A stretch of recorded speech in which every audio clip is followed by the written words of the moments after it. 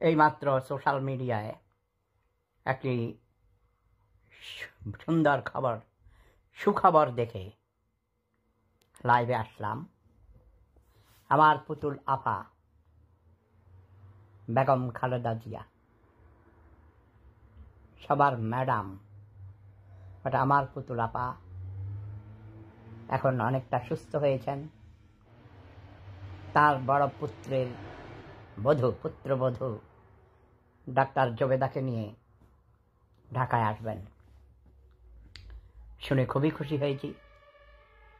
আশা করি আমার প্রিয় ভাগিনা তারেক জিয়াও খুব শীঘ্রই দেশে ফিরবেন। তারেক জিয়া আসবে, বাংলাদেশ ভাসবে, না হাসবে। তারেক জিয়া আসবে, বাংলাদেশ হাসবে, বাংলাদেশ কাঁপবে। ইয়েস, তারেক জিয়াকে এবার আর কেউ ঠেকাইতে পারবে না।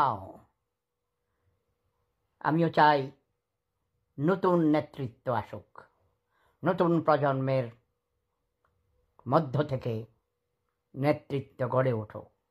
তবে আমি পরিবারতন্ত্র চাই না।